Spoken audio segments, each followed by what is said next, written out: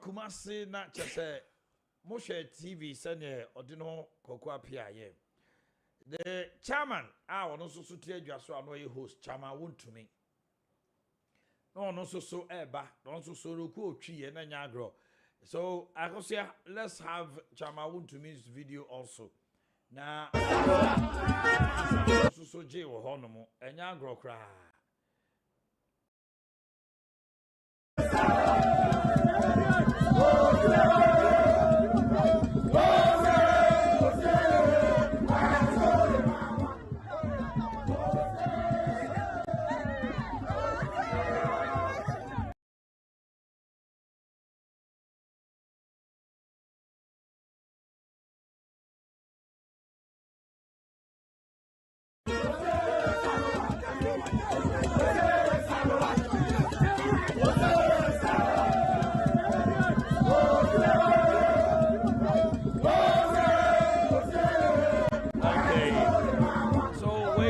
Chama won to me mra no so eba na arante ba ko no so yi ni ti a na edomo edene ba Justin Kodua chese omato ne din se okumkom na hotedi na be JFK for GS eti yenhwe Justin Kodua to oba ejoso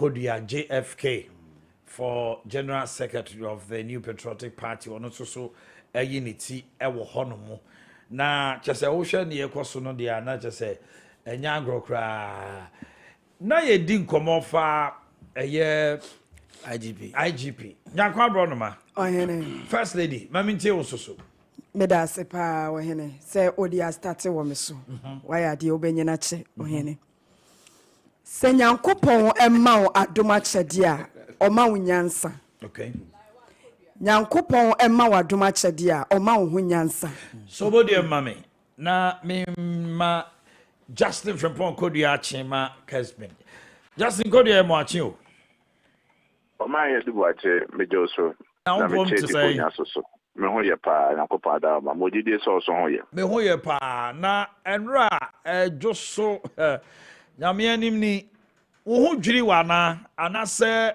anyonwanwa ma me safa akunya so bi na me san cheti for so bi enra e bagbo organizational team Ashanti region penifo amhwe ma conference you course Oman say oba MPP constitution ma eka say afibia na say party ni shia na omoye de friend delegate conference the party ni shia say free constituency and aba region as a next one be national Ashanti region there no and the course minimum say regions ni na ayo mo de na ka Ashanti region annual program na course there Omanhene na de anwa party no in Asia na obobu ponko ahwa afini nya juma omaye ene be bi ekoye me bi ankoye enti ene so ma party pen for regional chairman national officers for so baye amobia be kan the party say wo so annual so penifo asebi omafimo penifo kese say European minkamo Dr. Makoto formo area sankudwomo enya so party ni kai omonti enwa de no me course Omanhene na de anwa bia ye party conference and the course I am saying specifically wo crowd board dumpim they will call grounds ho any nije any openly enipa bi mu kase wo brenie na this is the time babunu bi to say we so wo deep party nanim as the chief executive officer no and am ibusa say eye wanwa na then ne mu frɛ wo kunkum my Sebi, edit time, meaning say say we are no only ni partner yi na odibuo mo na omo hwehwew na ombehu na asam to omo na akogya omo na bibi hia omo na obo omo oman nipa wonkaye sebi obi oninkaye no le obi a sebi oni abadaya odwe nipa ho enu the course wo ho no it was just a reflection or sebi ado Ashanti region Asante man ewo ma omakoa omunua omoba sebi omeno matena yi na odomo ebuomo no mebi omoka bia so me de ye adwuma nti enwa nipa na meba ho no mani age sebi ne bone so na omo se bia omunua ba na no mo so tibu so timin kache ti enwa na eniji se me ba ho no na omofe na mom my position as some dear sebi part na enya nduru ho okay enya nduru ho se obi a corporate position here na se position be menim se brand duru part in pen for the shisha beba me say nche you be start polling station you be to electoral areas you be constituency aba region as aba national eti sa benin enya nduru ho de o my me fee se ka mesre say nyina enya abotre na me boa na emredu a the party man be kan the party for ne be kan no e de be kwa adwendwem e bo bompa na ti na kokwa still in consultation stage tan na person kan de me no be ya say ye ndru tama it will be our contacting the pick forms and the pick forms there na usampa o corporate am media nkomo na ekoso na obi adwen se na obi asusu e o man he de me fi se okoye we ye beboa me o man he de se de oti e mane bi ni ma na se o mane trotro for na se mane kodi mpia enti ebrani dru ha o man he be ya party penifo ene nkwamafra ne penifo nya e betrase na ye nyina ye sigan ne hu se na mo we ni tu a ebeboa party na ne de me no kase no office kwa man penin na nadan kwakufo na dwuma de ahye mensa CEO you temperament on hojuma na me ya no pay. Okay. Na binom se wo kasa ase o mampani John Ejekum Kofo. Wo na wasa de sua no anasa de. O man don na kamekwa me ma adwen kwa so nko ho na wo kasa ne wani ne obi bia ase people are saying say as a Kofo's incarnate. O man so dey one say social politics most of se bi obi a mystery channel na namo to and obi a se bi me de hwa mo efa ono an the politics mo normal ko mo normal osia ma kind of biography ne be 3 times nti bi a eno so na influence m kakra dia any influence pa. All right, we can only wish you well yenya na why you for ehia pa na yejuma na quick one. Kumasi project no da ben na mo be because my be one cry. Yo my evidence will be answer question. Na me born next week. I think on the 4th and 5th. Ya wadane ifiada.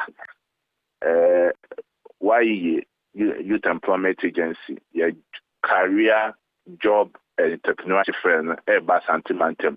Na me say bibi ansesa prempa assembly hall ene e be no.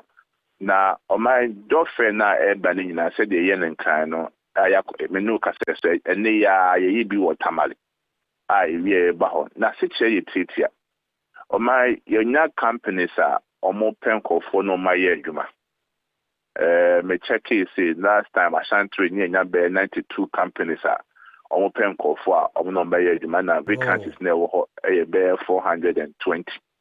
So for companies or until me church brain 10 Africa different field it do marketing for be a procurement for be a sales for it be quite security for be a cleaners it depend the company in share and the toss be job fair near sabe no na the be boane say obu ha quite fast to through CV so no I try no asem kwa no obu a wotimi nye obu obetro o job for trying and bro phone structure and tenses no mistakes be brave to bo be feel say they be am nko me the series akodwuma be brave na so yan fame na so na adwuma na endorse nti o me adwuma pani na me fa CV na me so ay mistake o ma say me ya to nchen na ma call the for fronti girlfriend say be boama your human resource expert mobile be chenko for a fast to year CV and you acquire fast even prepare for interview bo a bit much on 9 CV ocean the qualification first class or a bio masters na so my o ka so mbra interviewer o be trans no be the question come to me nkasa and the girlfriend no say be chenko for about interview home and that to be the entrepreneurship friend no there o man in say Ghana your man tene mabo no do na wa drink kasia na so bu person no aye na dwuma enti sa job entrepreneurship friend e ban so obi a owo business ideas wo person wo ya ankwankwa adwuma na ebia sikasem ho wonyi sika fa nya na se bu ha wonya nkofo mo bo no as part of why your job friend so ba you expert almost about chance no we do come no the business plan do person won ye say baby I so train kakra baby so dey be ka ho na we a be so ne so ye so ne so we a ye ne ye nnuama mo ye any IP4 almost eno makasa ye nya agree on amount be a friend startup capital the be bo until ma busa ya no ma miensa na be cost one ye pay you mama for na two ye chenko for a fast prepare CV and you for a fast interview and the tractor na see or more on person mo your adwuma e kwan be fast for the so much then the course number next week o come as no November 4th and 5th or 5th or campus all right you da say no pay I mean kan ho all right don't come back akwaba now pom to say okay e grata de na kuta wo eh why no. Hey.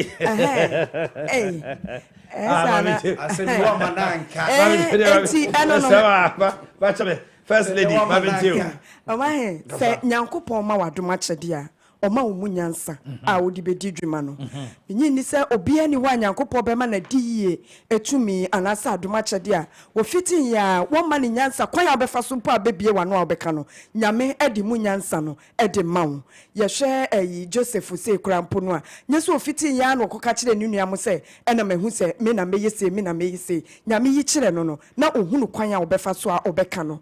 Ebi a Omanhene wada Nyankopon aka cho se makoa koka asem say fa kire Nyanko abro no magima Nyankopon wo ka kire wadaye mu no wafa ama mesi Kessben FM so ena obo da wure se Omanhene say di ye wu na ekoma wo enti unhu kwan ya obefa so a Nyanko abro no ma obehu no na wakasa enkom hye na kire no fi se bia owo security fo a omo guide no a enye radio so enye social media enye so oba mu obi di camera sin so ena kire se ye beti se sa nkom hye we kwa ma nipa we Nyankopon na wo yi kire wo no betimi a consult na Awurade asem a wo ka kire me ekwan be so na me nsanfa wo mampanyini osoafo yi emrahye bedwani obete nyame na wode ediye ni ma wo no ono abesa kire wo kwan a wo befa so abetimi ni nipa no akwakohia empuni mpu na watimi aka asem na kire no eti dampare de ho ye no media me hunu sande kwa so ano no se wo so ye difu a na nyame abie wani a enyi social media na akwaje osamba wo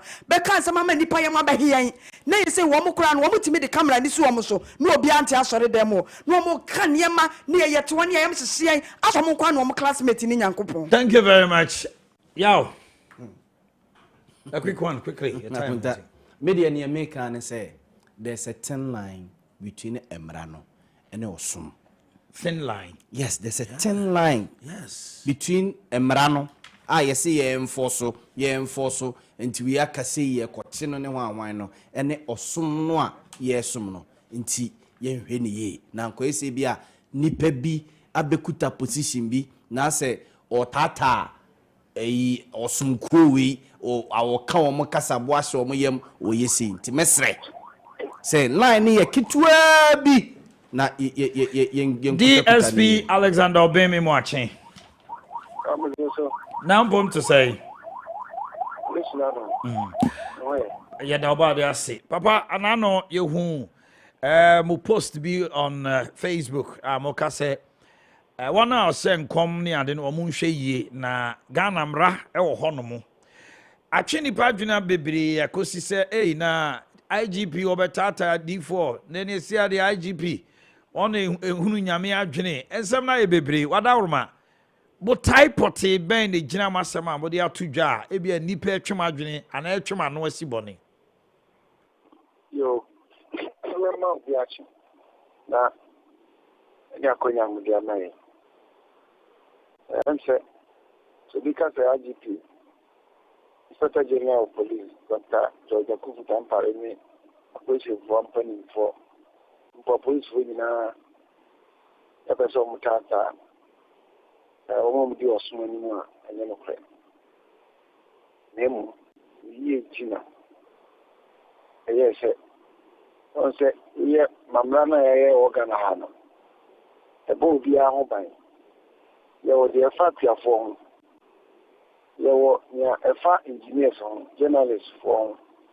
ye wo de efa police on e wo nya efa obi a wo di hye adwuma wo ye ni bibia no Ghana a constitution a criminal code ani nyama ni nyina no obi a di wo a o ma ne fa so de bo ye ho ban ani e jafade na ese ne ACC ewo ye mai mu na ese danu de when it see these religious organizations here a Muslim for a Christian for any obibia awesome now di edomani awesome akudan na so ni ahia na ya permanent for our being no hemra no a ebo sumu ban any asumfo so won asede okay that's all me wo hope DSP anti isan kuma mo lawyer kudam ene la jai ni professor ene beta mo akonye mo etra no kusi fo fa na ye gidomo ni oda mi azeli ya prosimi so no correct it also so ye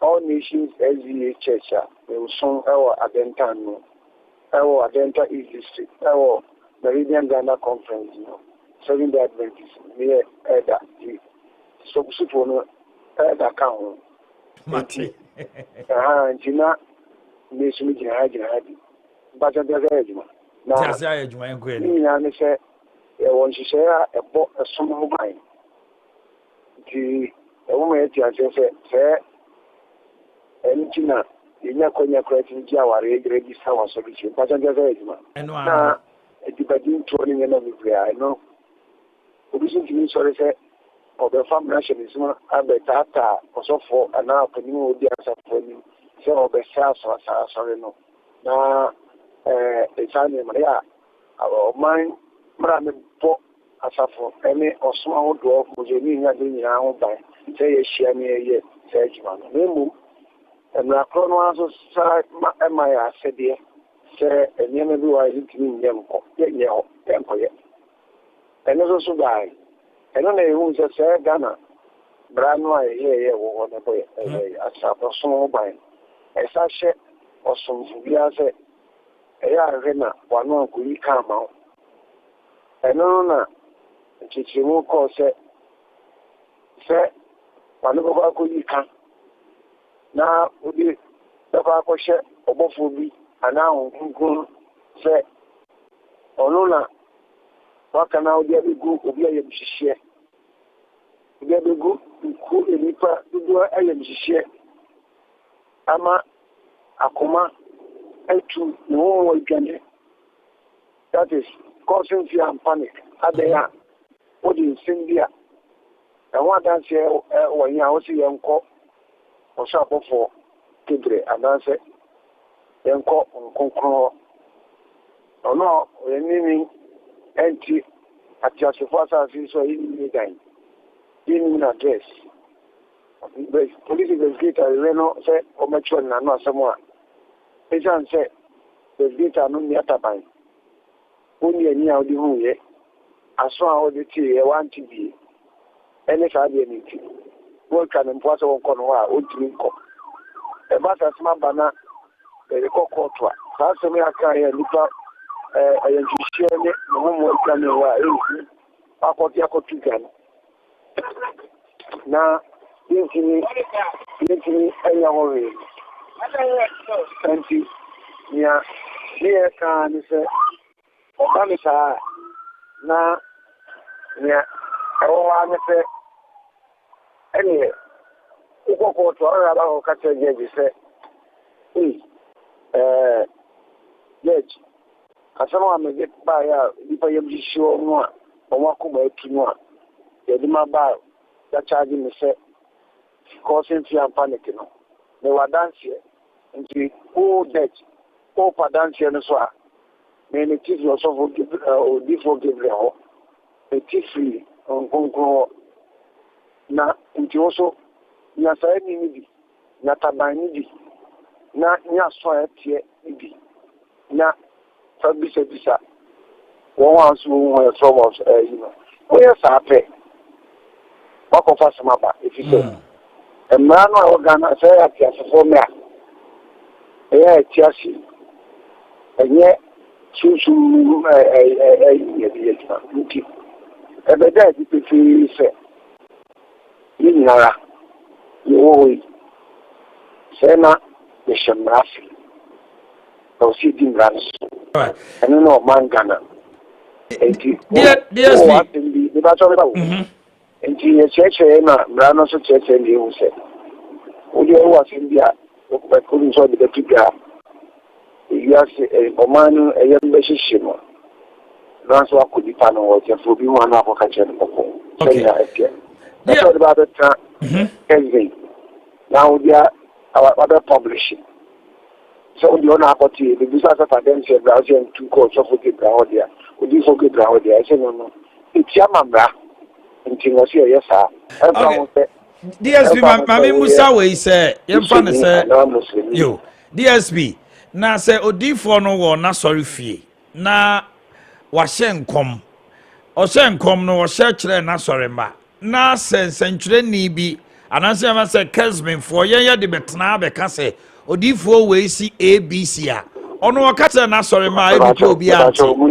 enti ɛno ɛno mɛka sɛ mɛpakyɛ mɛsɛ paa sɛ ɔsɔfoɔ no anaa ɛda ɔben sɛ ɔnkronkron ba me so na mekasa na mememfrɛ wo sɛ Kessben no mɛkɔfa biribi mpakyɛ nti sɛ wobɛ publish biribi a na wabɛka kyerɛ wo ne wobɛsiki consent nti saa wanwe a na wo soso a woyɛ sɛnkyerɛni wobɔ akonya asɛm because nyɛ biribiaa sɛ mpakyɛ nyɛ biribiaa na faeɛ ne agya kɔ meno yɛ adwe enti na mebusa sɛ na wode mpakyɛ wo no a wo publish no nti ebusa sɛ ade na wo publish no wadanseɛ wɔ a wobɛka de ɛno na yɛka ho ɛho adanseɛ no asɛm na abɛtɔ ɛyɛ yɛ mu bɛhyehyeɛ no ne hyie bɛbɔyɛ no ebi bɛsɔ bi aganyeɛ ɔda a wɔna ɔyɛ obɛnya kɔmayareɛ ne stress bɛkɔ soro no mpakyɛ wo yɛka sɛ pa ho adanseɛ berɛ a ma nnipa no hu sɛ adanseɛ ne nie mpakyɛ wobɛnya biana nti nyɛ ɔsɔfoɔ nkwa so kora nanya yɛyɛ nso dɔbɔ publishing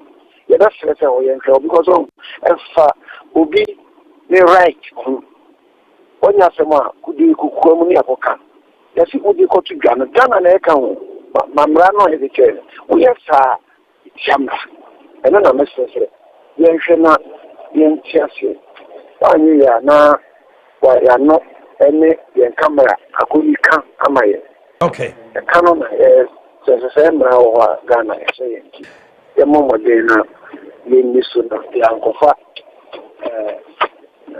amanneɛ yɛankɔfa biribiri ama amanneɛ amba akyɛw DSP mɛda ase anɔpɛ sɛ woanya berɛ ne akasa yo okay I think it's made clear say waka nasɛm wamfrɛ wo sɛ kɔ publish enti wo media wososo bɛkɔ abɔnten de asɛm na akɔkɔto dwa sɛ odiifoɔ wei si sei ni sei no usiki consent odiifoɔ no ɛsi ɔno ne ka kyerɛ wo sɛ publish ebi a woyɛ ne publisher anaasɛ woyɛ ne yɛka ne sɛ ne abɛyɛ abɛfo bi akan woyɛ ne blogger enti woyɛ ne media liaison officer enti wo na wo de kɔto hɔ based on nkɔmɔ ne na die no de ba abɔnten enti so waka nasɛm wɔ asɔre fie kokoam a ba one thing na ɛwɔ sɛ yesu hu ne sɛ asɔfoɔ no bebree wɔ TV and the whole world is watching the TV. So if it was said also on television, it is published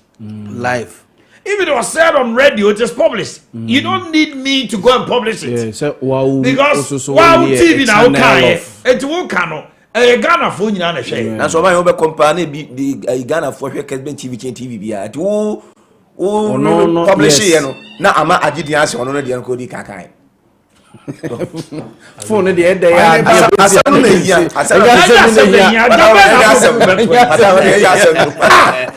I'm assuming that's what you say. Why should they determine say Omanhene comes to wash your news? I saw them. Hey, I am comes to true. I don't know what you're on there, and you're only fake. Mama, you fake in free hall. They are not talking about fake. Mama, say me. What you come now say, you know? Would Yankopon or your best a year on a Mosuayo nation prophet? Almost say, what did come send it to her? Not a creative fear and panic in the person now, Catafan. And fancy fake. And I say, I'm not the baby who a boa. Not a copase. Nyaku na akafana ho na nyaku akeka say what can say be afana ho I'm on in the busia yam sise no they will come for you so it has nothing to do with whether it is fake or I want to point no say nyaku ti hey na bia nyame ya kire me say bibi beto no na maka how do you know say nyaku pon say ka kire me ana say nyame de ka they are not interested in what nyame kan na wo kan na susan so bone e da brem me tie ba see it's not either say odifo Gabriel want tabai ana hon kokro ana hon kok heaven akobusa no enya no mu hia asem na aka to ho no say creative fear and panic and nyaku pon say menka nti say creative fear and panic a and all cases so bet Yankopon na na du adanse amade only problem but on person come na yi adansini a wo exist emre bi wo ye ohine me bi wo ye exist but na Yankopon exist ohine na wo fa na go we how do you go that one can so be defend there was a hello there was a case bi a we interview bi only lawyer bi me refer case kro now lawyer no establish say your cases bi wo ha in court okay maybe doctor-patient relationship. Can you go and announce somebody's sickness? Just never. Some doctor no share. I know a code of ethics. Yeah, I work Ghana Medical Association. I don't say amrano ma so for no ethics. No say by law you can't do ABC. A debate. This is not a spiritual we are living on earth and we are governed by laws. And we are being controlled by the Holy Spirit. Who's Holy Spirit? You have to be controlling. Who Holy Spirit now? There is somebody on you. Yeah. Akwata unim say spirit ne beto body no. Judge bi kura to okra onyi ni akwa yes. David akwata unim say spirit ne beto body na na unim. Spirit be. Spirit ne we mu na beto body no. Enti dey. Enti dey say. Ababusa enti dey. Ade na ye ka ho asem na nta. There are two things involved in income share. Yes. There are two things involved. Either say wo na fa ho no ebe ode anase enye ode. Yes. So obi say nkoma anase obi wu bibi wo ho no wo ka kire wa there are two things involved. Say be ode anase enye ode. Enunti no what has it got to do with law? What does I say? Yeah, me done and you see, we are talking about law. And me to me be chire we ya wo ma me chire we. I take be na mokotu. Me chire we. Say eya wo de no. Eya wo de no. Wo ko ka kire me say emra bitia more happiness. Say why more happier. Eti. Baby you tell me o make it. So we am so baby. It is relevant. Chief and police man ka say. Tie. Say eya wo da. Ye betimi aka say nwa ya odebro so nti ya o mra bi etia sa ade no ena oyam sewa anase enya ode no eno de ese ya wo mra etia se no you are not getting it emra no say what does say come on here ni do anya ni do at what point they creative and panic very good mama can some throw say wo ka kire me na ye me de no eya me na me decide say ye me da na anya me de obi betuma ka asem tie me o Omanhene tina obedi president o me da se ya me sra na o ka tell me president no ya me who say utwa metro It's fat on Let's not be software. What I'm saying is, the first I'm trying to say, as I'm now be to Jan, TMU. I am Rassam near cow, and no whom was him. Eti utie DSP Alexander Bina was say. Wo waka asem ye go busa say wo anyina so ne say wo say go busa honkonkron. Ana ye go busa Anji Gabriel. Yesu eni atabane etu akọ. Ghana mra. Yenim ni dan was asase so. Ghana mra say wonu mu asem na wo ka to ho no. It should not create fear and panic. Omanhene. Whether say at what point? Whether say o can bebem no, it is irrelevant to the law. At the same time, your people in Ghana, they are traditionalists. They are Hindus and they are Muslims. They have their sect. So you can use one basis. Say, "Uyo Christo nintino." What shen come say china penny bibewu. Who can the whole family? I worried. The law would deal with you. So when God reveals to redeem, pray in your closet.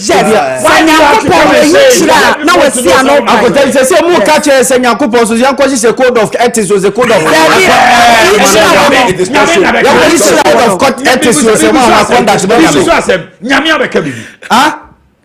what is saying? Is you. So how do you also determine say nipa na okasa na ya tro na no? No, okasa no ya wonye nyame. Nyankopon na efo no okasa. How do you determine say the okasa no or ya or twan or ya control na say? And ya wudi ya be na IGP so ahun say the oka na no kra. No kra say ntro. Mami ya osofu bi wayi. Mami choda ya abono wo twi. Adentina sofo ekura microphone. Aiming scientific, but omun medru hat quickly. I didn't know so for microphone. Now prophesy. What can say nyina obi e boji so. But they do pen so obi o the microphone e hye no I can't say kona guni pa asum. Because asem and some are for public consumption nyina so for the come obi at. The Holy Spirit direct now to wash so. Yeah. Go and read the scriptures. Ali, the scripture says the gift of the prophecy is under the prophet. Yes. The gift of prophecy is under the prophet. So another bian and some more. Toda asemi wonum so edika. Oba na hare. Asemi wonum edika. Okase ngeye. Hold your breath. Adini besi no ohwe. Hold your breath. Also ka. Hold your breath. You are contact. Bishop Divine Jamie Moachin. Papa Brem. Papa, who going to say? Okay. Papa, Ejinu Ashubi will fear her pa no pay. But himself Montini na. A decent idea eba. Obi any jisi asha no hunkom. Na free nyameho. Ghana mranso swab dia to just say oka kan di sem to abonten. Na asem na beto dwa no creative fear and panic a emra no ene ubedi enjinyo aso na ko wie sesese no obi hye nkomo a bi mo se untimi nka nipa ne nkom hye na nyame na ne ka we emra no so se o ka ne ko fa o haw ne oye ne bre nipa no a e wo se mra ne wudi edisem cheyemu kakra nyame difo you can't be someone kasa. The father I say Onyame asem. Onyame asem. In the broader sense, no. The word of God is even a word of prophecy. It's true. But there was specific prophetic word that are directed to people or nations and that kind of thing. And he said, Obi a personal na o catch na. And yet by force in Nipano. Only uni. So they say, "Nye by force, nye she." O watch the watching. Se nipa eno ojidi. Nipa no se wonpa onjindi. Enti enye she ewo nipa bi aso se enkom se free software no neba ebe to so a kwan bi aso no fa na fa ye adwuma. Bible na kire ye say enkom she no it must be judged. I was a judge in commission. One I hear catch on also the quad in him. Now, so we confirmation, says that Diana will catch a midget to myself, quite be so no woman. I say, a bit can hear humanity. Maso, you don't just take it and just run with it. It must be judged. It is a Marshall or my income. No, my healing so ending Bible, a car so far cassa there, but the Bible no me make the Bible that ya make catch there, you know, make it ready as in commissioner, so for Macam. And your discretion. And me who dear was a Shannon say Obisha Comua, a bit creative and panic. Send the power what you do, MOD, Juma. Opala so they work at the but minion too. Because a young set would be also say, yeah, so come to Quavi Arsenal. Okay. Nafa Juma. But what a bit. Matthias here. Now, the me we say, it is a Nipano Jina congregation. No, can say Abia, Minister Way, Mahunu say. Dase ni dase obewu na eno tie mompae ma no ka wie na minister no ene na busuafo free say odi hu ato mo so a emra no kire say wa create fear and panic na no so na minister opa na ogidi say some the ogidi religion is about faith believing it is a me gidi na mfi say wa me hu abeto me so ogidi say ebebam I don't am a who abetom so. E who abetom so dey na kono mompa ma we. So kan no ka so e bompa ya ma. Nti waji say obe wadi dia. E be ko gini pa bo nti so bo man so a so beti atena. Ebim so say odifo no kasa. Ebi a odifo no hunu bibi e wo ebi a yabo ama ho say ekina obewu.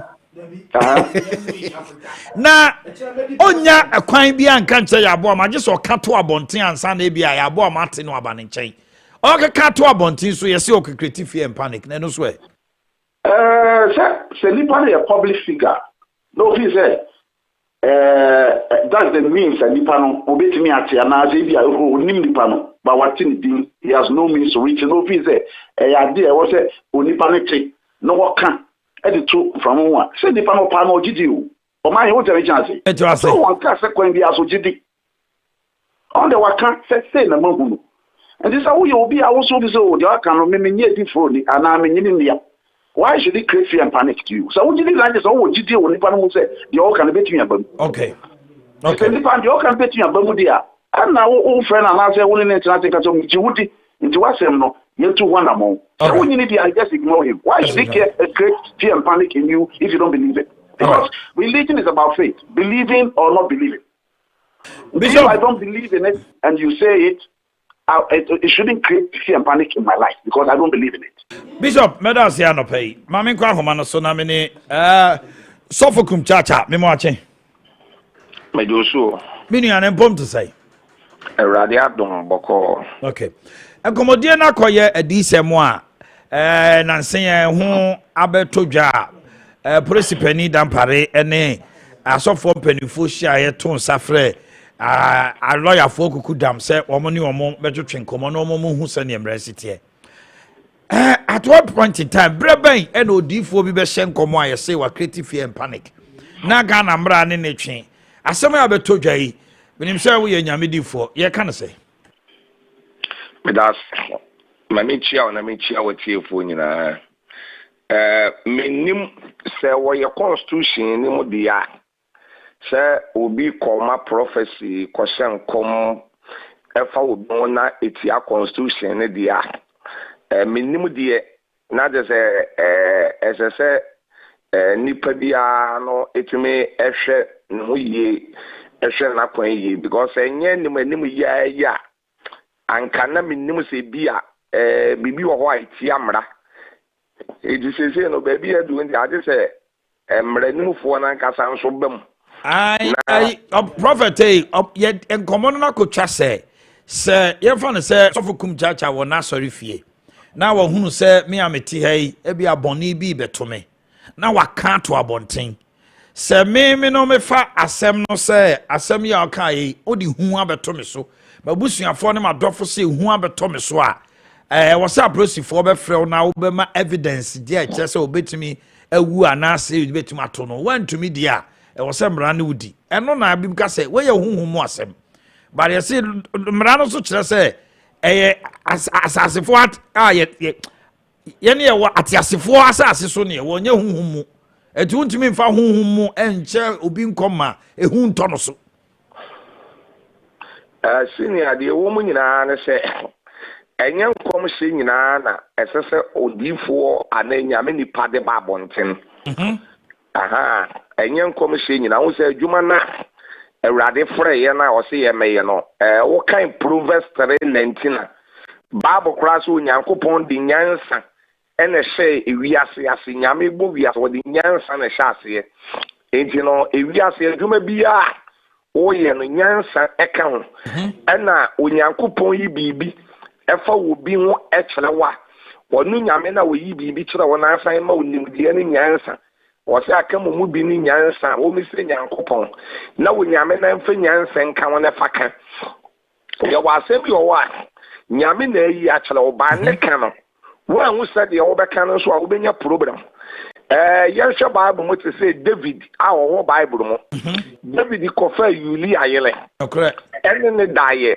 ɛma wɔne ne da wie no Nathan a wɔyi wɔ nyame diifoɔ yɛ nyame yɛka sɛ ɔbɔfoɔ a ne diifoɔ kɔ David nkyɛn odu ne nkyɛn no ɔka kyerɛ David sɛ David mmarima mmienu tena kurom baako yɛ sikani baako yɛ hiani osikani no ɛwɔ nwan ɛne nantwie bebree paa wohiani no deɛ wɔwɔ baako pɛ na osikani ne nya wɔwɔ ɛna wampɛ so wɔde ne nwan ne nantwie ne bi ku no ɛde yɛ aduane ma wɔwɔ no kɔfo ohiani ne deɛ na nipa ne yɛnyɛ ne sɛn Nathan kawie na David sɛ ku ne yɛnku no owie na Nathan sɛ na ɛyɛ waa wɔn sɛ wɔ no Nathan ɛde kasa bebuo ɛna wɔde kɔɔ David anim wɔn sɛ wɔkɔɔ no direct a anka David ɛkyere no ekun no wɔn sɛ mo a mo kɔ school no mo sɛ yɛwɔ biribi afra no direct and indirect. That's right. Nathan anko ne straight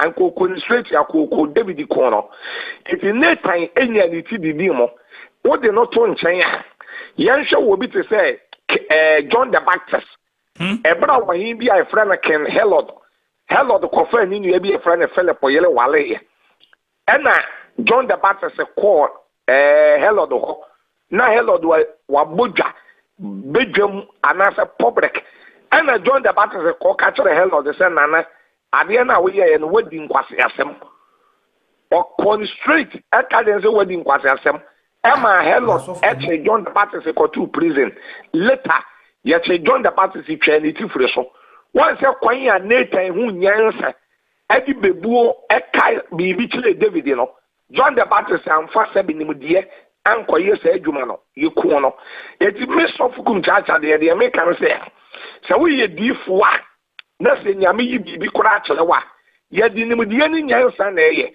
ɛtɔ da bi a obi ɔwɔ a wɔde ne maame bɛba asɔle wɔde n'abusua bɛba asɔle ebi a wo sɔfo a na diifoɔ no koraa ebi a wɔn wampa sɛ maame no okuta bɛyie okuta sunsun bi ɛnyɛ bedwam ne asɔ dɛm wɔ ne congregation wɔn a wɔbɛka sɛ maame yi a medina bɛgyina ne mu a na sister nyame kasa kyerɛ me sɛ wo maame yɛ bɛyifoɔ woyɛ ne saa wodi problem ɛbɛto abusuam minimu sɛ ɔbo ase wobi kɔ mpaebɔ bae ɛma odiifoɔ no ka kyerɛ ne sɛ ne maame yɛ bɛyifoɔ na ɔyɛ no wɔbaa fie wɔbɛfa acid ehwie gu maame no so ɛku maame no minim sɛ takorade mmaa bi kɔ aburokyire ne yɛbɔɔ ne baayɛ ɔkɔ mpaebɔ odiifoɔ bi ka kyerɛ sɛ ne maame yɛ bɛyifoɔ ɔbaa fie wɔbɛfa atuo wɔde bɔ ne kɔn no na sɛ wosɛ diifoɔ no wɔamfa nimdeɛ anyɛ adwuma sɛbe wodi gyimie ɛna yɛ adwuma ebi sɛ Yesu Kristo be wiase na obeka abusua ne abusua bom obeka namfoɔ ne namfoɔ bom obeka nua ne nua no bom obeka nipa nyina bom etu kan 1 Corinthians 14:33 Paul sɛ Onyankopɔn nyɛ sakasaka nyame na mmom onyame yɛ asomdwe Nyankopɔn untumi mfo obi maame nyina congregation anim ɛmmɔ ne bayie untumi ɛmfa akoda wadi 8 years 7 years 6 years 5 years Kessben FM 92.9. Begina television so me wiase nyina hwe akoda no school ni okɔ school me wiase nyina hwe no ma wo mfa ne begina TV so ndikra akoda no so yɛ bɛyefo so ade ase akoda no future wasɛ ne daakye Sabi nti enkwada bebre ntumi nko school because ko school a ofele when send na fofo no school mo no prophet it we no one aprosifo adwene say 31st bebe enkomhye na we me hu say we yawu we be say no one omo ya adwene say obi obeye saa no say public no fi say ha adwene a e wo say aprosifo tumi ni di yeah me no omo ya adwene so fukum chacha me no omo ya adwene eno nkyele say enkomhye ni ho ena nkyele say adifuo ni ho ye wadifuo papa ye wadifuo papa ye won komhye a e wo ye firi nyame trodo but wo nipa na wo se nkom na nyame ye ya kire no nyame no omo nimde o se wo kan bible a wo se nimde a me man ni nti me man yira so that say wo ye driver ni na say wo drive car na say bi o facha me sabe wo se da bi abe konkwase speed na be call 7 kwase overtaking na be no mo san drive wa ubewu wanwu a ubekunkum krofo wankunkum krofo abekọ so accident eti bibi ewi asiye bia ye di nimdie ni nyansa na eye wan fa nimdie ni nyansa nya masa wo boa ade na ntumpon da eti misofukum chacha de me say ye wadifo wo ho menka say adifo ni wo adifo wo Ghana papa ene ye wo papa wo mu pa by say nimdie bam okay na sabe yedi ye adwuma no prophet kum chacha nyame shira no pay founder Heaven Gate Ministry na moten in Kano mayama yen ahwefo ne ati for be 5 minutes na yentie wo mo so bo ma kan de Ali Baba okun aka ne de amsa Ali de mentie na no dan kambari kama mentie be support me masmana make no the quotations ni na me fa homa no ntudwa 0550 922929 0550 922929 and 0552 911929 yentie won soso ne won soso woka okay me enko ahoma no so hello good morning me ba cho enkoma ye die yentie otiawa from Kwesiado me ka tefre man sukum pesi kasa me de mini person ya adwene pa because contract we fear nkonse na ko ni bia hello good morning Omanhene pacho hwan e pacho Reverend Keje watching me nkasa Reverend Yenteu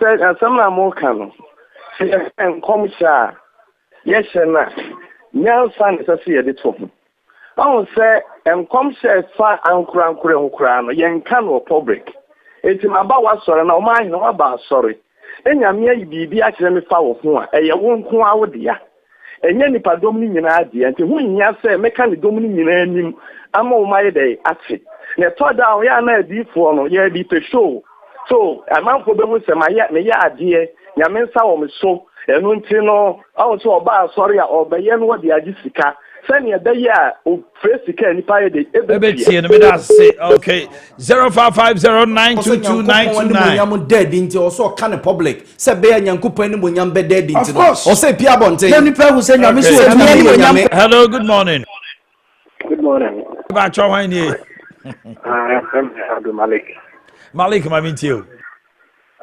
Omanhene yes sir esa encourage na dia no kwini mini kumtaja yaga pa se biem no sabe ya nyasa o manyasa ifu bi mo a presa usia ma ekoso disaster ma wa na so ma ne do ma no ye ni bresi ke ni bre ne va se ye fo ni pass di hono ni ade enti na de bia no to public team so ni ade because sane na nyina say ni meti kumtaja kan nyina let us say hello good morning me ba cho hwan ni me pache boa me ka se free asenkregua western region my enti wa no pay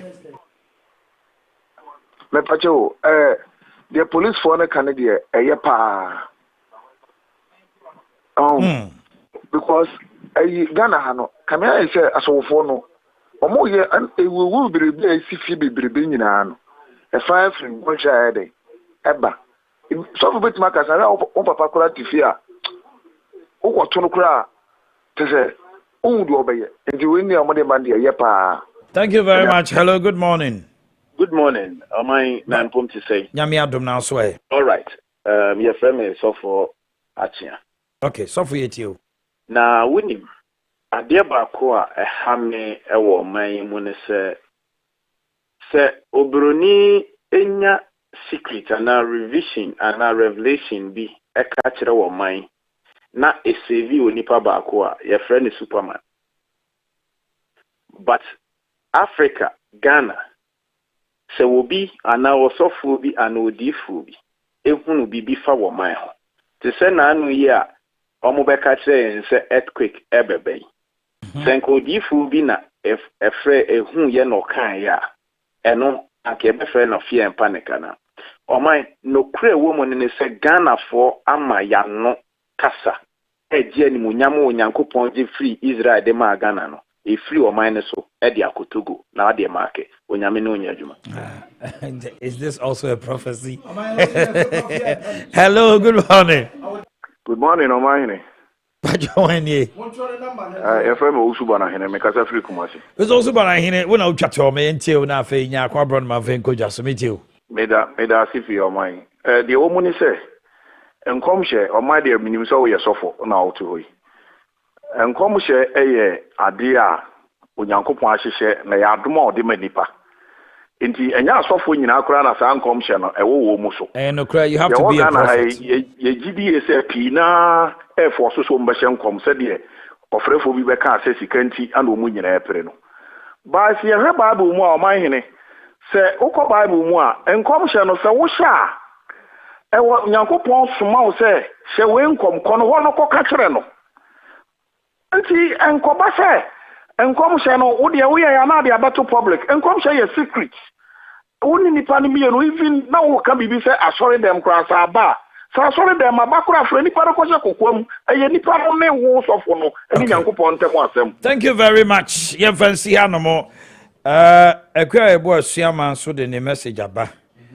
I say so readable. It's readable. So does God also need code of ethics? The thing is that when you see and you don't say it right there, it vanishes.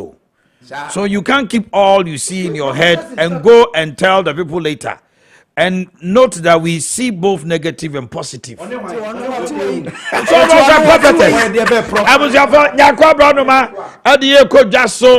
hold your breath there. Yes. I prophet Joel say Jesus amofe. Ade no ohun fa shatawale ho. Say urade nyankopon na de man no. E clear for urade ho. E na nye din bia na sika bi no paaje a na ni kwa so koka na FM so na so kokoko no ka chen. Ono so yidi for kase pa. Bishop Joel do na eka. Okay. Omanhene. Everybody's microphone is off now. Omanhene minimo obi one ne maame akwa so. Now hello, did you hear me? Itira na no pe na me ya no o se no anadwo na nam so otui no enam nom de ma na me Omanhene me kwa Abraham yenko jaso yenko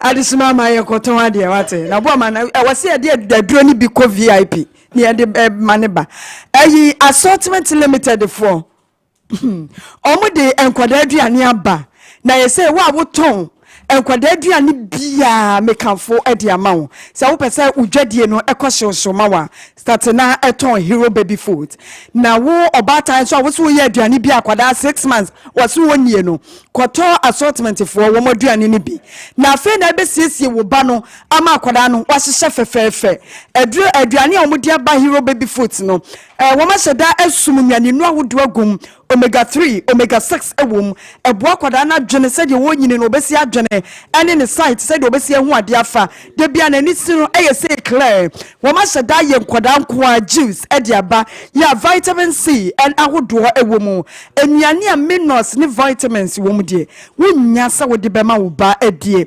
ene ye bie nkrobata wo Ghana ha nyina entimede number no tudwa ba bia wo bia frɛ no mo mmerɛ wo bi na hero baby food idie enye na wo supermarket enketewa ne akasie nyina number wo befre eye 0501 150912 na fei wo kumase akọ pizza tadum na ekohu assortment for na tuni dosopo nso ewo ho afe bema ya wako grace gift ba kwaji memedro nanka enemu yade bi hano te say gonorrhea syphilis ene de keke ka ho na emani mu adwuma yese se wako grace grace gift ba na se emanadura mesi wasu so wacha hindia house se pon wo kona nim sa enti mema mu secret ba akopɛ eye grace gift ehone yakwaji adu papa ma ye bula matari na timi aye yirima na agina so ye afe mi ni abasisi ho ye siesie wo ye wo engine capacity no atese ehwo adani ma ho no se woko grace gifter vagina steaming no muamunti eno ho etika ho ko na won chechew enu papa ye beboa wo diabetes and typhoid fever ana wo de na ye koko ya chiro Burkina Faso wosi Boakye afrosro David kura wosi Davi ka ho na kwaje du papa na nti wani so na nyi koko no a ama wo mini mu keka wo ni nyina emfiri wo na sese ya biebie nkrobata miensa ya ni nyina fisio ye wo ho no eteretene wapom grace gift say ya dia wonti minsa eya nifra ya edi 15 years ekro jimi sabia so kwata ni nyina no de wonti minsa ya de bia ye body wo Ghana ha de grace bodu what in it ya new Achimota Petroleum ayi Banglo ho ya ne Family Life International School no edianum hwe ya bie ba ko ewo Oshun School Junction Kumasi de no ehwo ne kasiem na ya hyede sisi wo kama afei ebuakwa koforudua ya bengawo fuel station no bibia ni afre 0244 126 123 and I said 0543 320030 kwana kwaji edupa ewo grace gift ultimate fashion in the furniture city nie atade papa ne yehye atade papa ene ye bodin enti memma clarity papa bi a wo sha ye wo sa wonso wo krom no nyenko ultimate ye wo ma ye ntade papa ye de ko office ye de ko engagement any wedding nyina wo betiesie ho anu asiesie akoda no ye wo nkoda suit papa bi ni nyina e wo ultimate fashion wa sha atade age wo fancy wo krom awia siesie wan kasa wo dem empa wo de besi dem enkonya papa bi center table any de keka ho de odi besiesie wo office no ni nyina bi wo furniture city wo yetu na tufuo bom enti bomode ane kokomase adum Wesley Methodist asafo no bo se roundabout no man na busha panyini bo dawuro wo no bomode ane twofa papa no wate wo bo dawuro nyane ne enwo na wo frɛ number we amame 0209 136 733 na wakwaje enter the papa ewo ho multi credit service and loans die ye dru hono a yimesi ye dwadie betum ponti no mo baaye say ye bie branch 66 ewo Ghana ha emfatwa nyina enti wo bo branch bia ho no waka cha say wo be bisa group loan no mo keka mo mu na mo meje besia asomdwe wo mu enkra ha ko ho ye wo ayi ye fan say ye fan say enkrabata be se me ensakura ewo enkra ha enti ukoko Kumasi so abantima ne adum ni nyina ebi wo enkran na meka kanta manto wo anim ti ankasa enti group loans ehwa ane ye kanfo adiama wo omode ane frɛ 0244 176901 multi credit o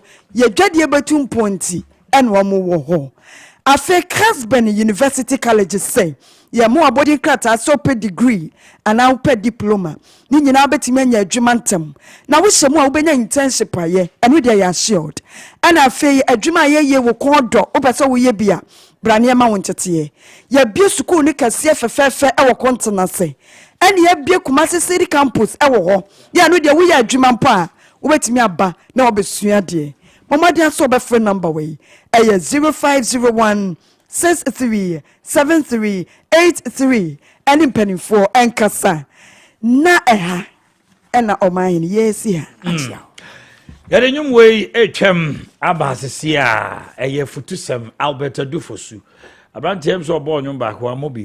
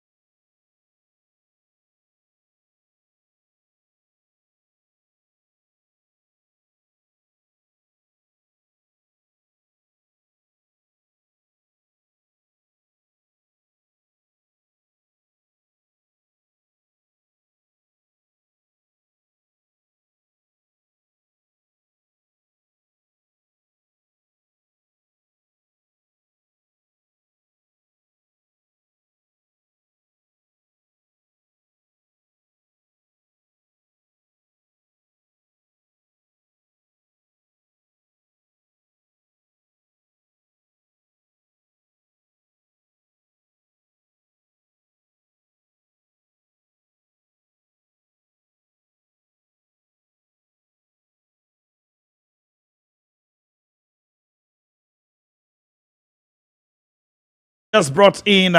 Your text line is 0550-567-929. 0550-567-929. And the WhatsApp is 0550-596-929. From Mrs. Mercy upon to Gideon in Team Jette at Offenso Teacher Training College. Today is your birthday, and this coming from your mom to you. And this one says October 28th. It says, I have chosen you out of the world. Okay, we'll be in the message. Good morning, please. Concerning the nurses and midwives uniform, most midwives have not received theirs because of our association. We think it's not fair. Somebody sends that positive change. Medina, he says, change of government by the ballot box in 2024 is inevitable. The voice of the people is louder than ever. It is not a matter of for only NDC. The people are anxious to liberate themselves from this economic hardship and tyrannic government. Okay. My name is Ade. You want to talk to me? Okay, call later and speak to me. In Shraba and NDC are shaman. If we keep listening to the NDC propaganda and Mr. Sixth Form Economics JM, Ghana needs to move forward. So we should allow the NDC remain opposition. Special greetings to say Nuhu Beyobo, Mahama, former MPP national organizer. Okay. Buddy, now I'm going to say, Bibi Aboko. Okay. Madi, yending command pay. Why are you on the Electoral Commission's neck? After elections, you call Supreme Court aba. There's a ruling. I know how T.A. Johnson has said in Katia. He's made it a fact that the Supreme Court was not ready to improve upon our democracy. Ebi musu say no man penny your mama would was some coil. One could not adakem. Jamen said in Kujina dakem. Afraid you are printing 1 million vote ballot. You see, a first one certificate of destruction no by. A second one swaba. A just said you are disputing the elections as it stands now. Elections is over. Don't you think, say, Ghana, you move forward? The NDC, you strategize and prepare for 2024. Every movie say, Kasane Yadoso. Sana Uhuno, and now Huni Samamintio. Maahene. Yes, sir. Ma memfa kwenya wenchia ye listeners, any viewers. Memo musu ni jumapa oye. Democracy a process.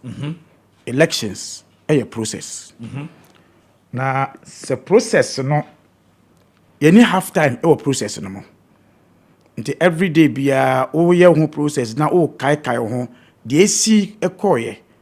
Ana de baby ayeko ye be de aye ni yie. Na aboa amankanko aboa oman no. Okay. So enyama so pese be ko nkan so no wo be kai nipa de bia na wa hu se enyama we esida na esibioma emwa. So election 2020 yeko issues raised bebre. It was not because of the woman Jemensa. Because of ya abba ye beto no asem na yeka because imra e wo ho aye de adwuma ntinya nipa no ntamanfo na fa say bia etamame ni da binya mame ni eta but adwuma no a ye no a ochina ye mma ye nkonya problem e na ye issues no nto be kai a ye raise issues bebre ama electoral commission be kai say aboy e ko tokura po no with 72 hours be declare results ye ka say dey bi ye mpre nko be bia oman na ye chichire because of fine run and Imran say only 3 days in a bay. Now prayer coin. Ampara 1 tier. Oko prayer no or the 5 results in a bay. Me boy. Obo first one. A prayer no or pentem. So person or meet time no. But what a challenge. We ebi and I can say even the election time I printed ballot papers. In fact, for the first time in the history. In fact, it's even an indictment on the company I printy. So why printy? If I say about printing ballot papers, companies are from security printing house. And you be a team printing ballot papers. And your company be a team printing ballot papers. In fact, it goes in many things goes into it before you print ballot papers. Agents or all other things or and our credibility is so important. Now one will say one company that may print in almost over $1 million papers are extra. It's a question now. We be say ebani say and now 1 million. I hear you're going to report the company and the electoral commission to police. In fact, meanwhile the electoral commission says police investigate. Why report them? And I say so will be a report or because you be anka kasa kenya issues no. Okay. Enya ne kasa no. Okay. I am happy say man kasa mu say sana amwa because $1 million ballot paper ni cost ko be easy o. Company dey to me say wa boss akọ free. If somebody can print $1 million ballot paper extra, which means Omanhene who will contest parliamentary candidate elections maybe you are going to contest. Obi to me printing extra way at the obi issue because on our plate, you know.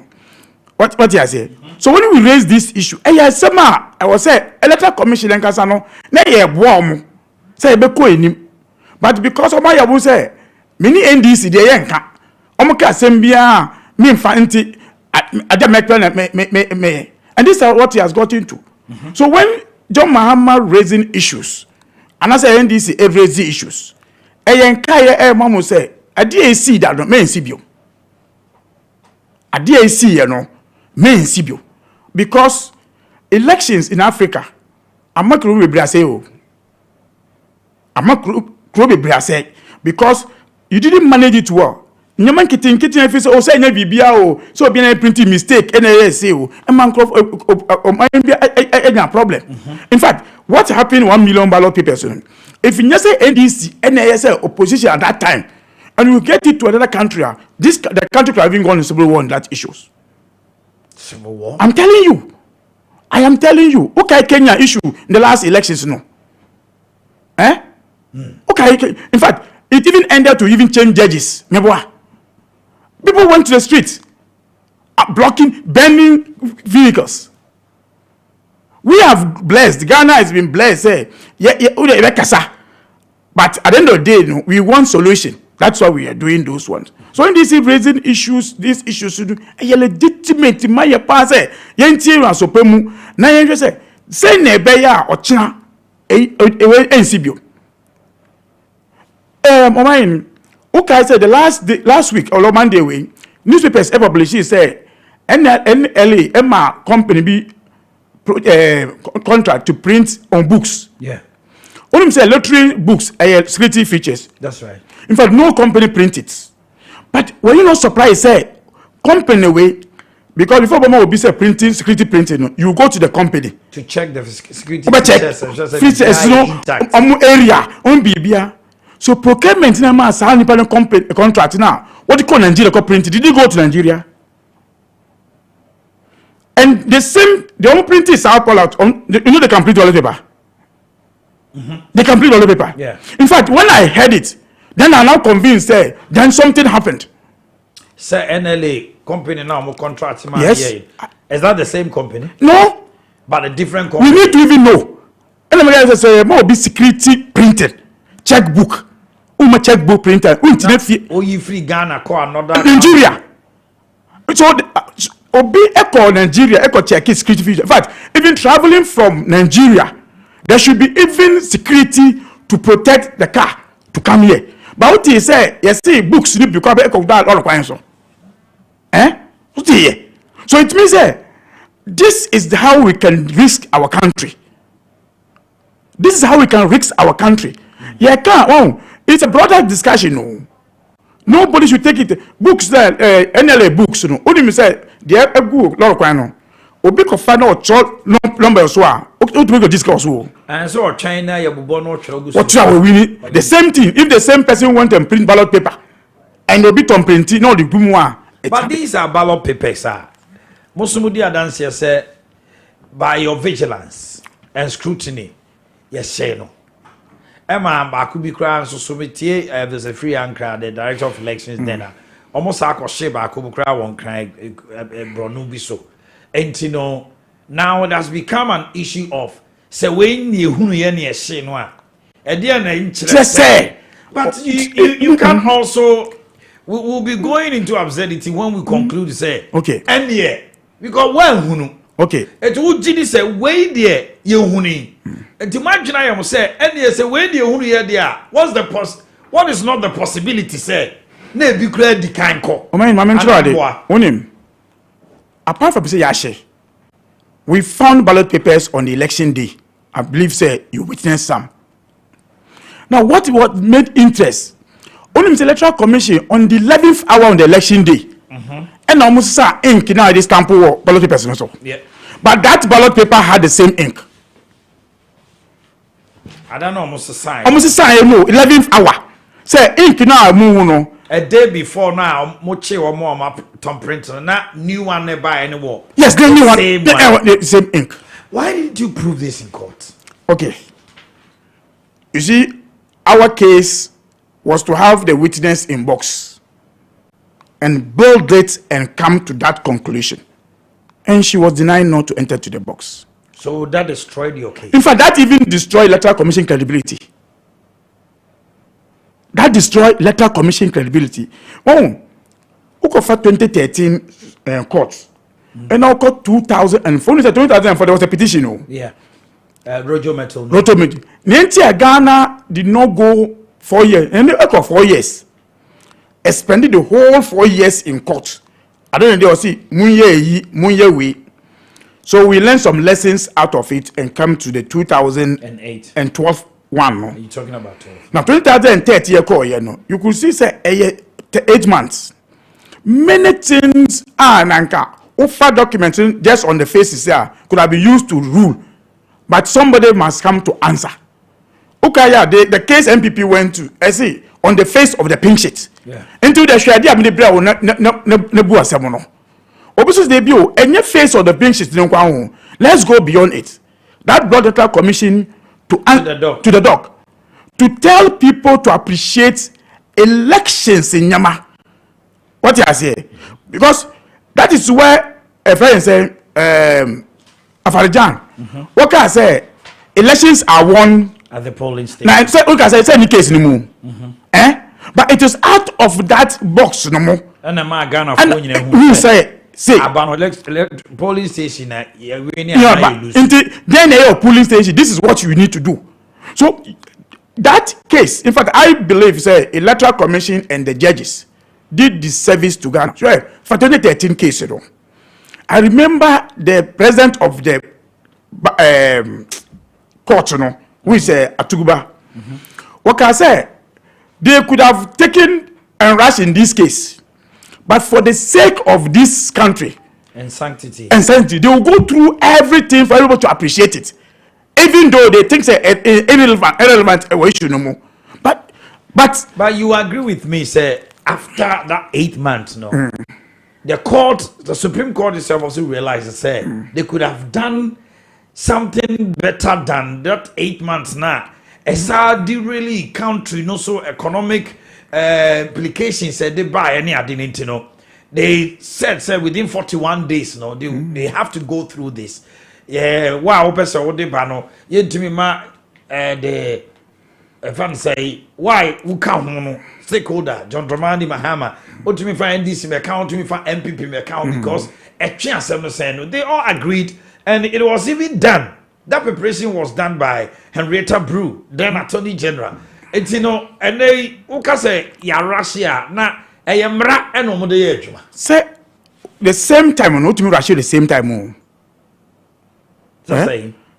Yeah, my time said the bay, and we lost opportunity. In fact, the case you know, almost 30% of it was how to bring Jemensa into the dog.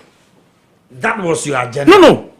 No, I'm saying the argument back and forth was delayed because manemba obeba because nanka no send atugamu say for that sake of the Omanhene we would have prolonged that issue. You would have prolonged it. Nanka ba me dia me kan way nanka me say me no ya boy na. In fact, if you take 2020 Supreme Court, there's no recommendation from the court to the Electoral Commission. With respect to near maybe a touch, man. No, but nothing. In fact, Ochina, Electoral Commission, Say me a commissioner, not so a commissioner. What my about result 6 times? Why ne cost so ma unya result no? Why ne ma data no? Excel and a fix decision. Na Excel amount result. Now me be born number I'm on the 6th, first one, second one. Which means tomorrow somebody will do. Somebody must be checking on that one. Say, ABR information I the brain no say nearby. Okay, say 2016 elections. Electoral commissioner, I can say our system have been compromised. Yeah, it's been hacked. In fact, let's George Namankwa, Upukwa Mankwa. What can I say? We have not solved that problem. Nobody has started on it up to date. Then why are stakeholders also not bringing it up? Because when say, since the Marco iPad, baby. No, you are raising issues, but don't forget, say, you see, Ghana, until we change this attitude, it's like Charlotte, yeah. You know, everyone they be why be no, so we didn't build on it. I'm why I feel say. On my you see, election will come and I always believe in ballot box elections. But say you start to believe say on my way no in chill mind I'm doing it send me piano and I may no chief a bed bread as on mine. I am in fact this back and forth it is because we didn't have some conclusion on the other side of the case. And you see, nobody can deprive NDC from raising issues. Oh, definitely. Wow, because Nanka Jemensa Bemua, nobody who can even go to say anything more than that. And today we have that right to say because returning officer. And now I'm become one. In fact, you have not put closure to it yet. Omanhene, I believe I have been in elections, by elections, and I understand elections. I appreciate it. I want to see in Africa where court can change election to somebody result. Because you see, when you create a Supreme Court, apart from Omuya law, they are also looking at Omanhene Senate. What do we do? Let me give you an example. Sir John, Supreme Court 2013, he was almost to be prosecuted, sentenced. What happened? Because I was involved in the Supreme Court. What happened behind the scene? I go to. Apart from I go to the side of Bakasayo. But the both lawyers, in fact, that is time the both house.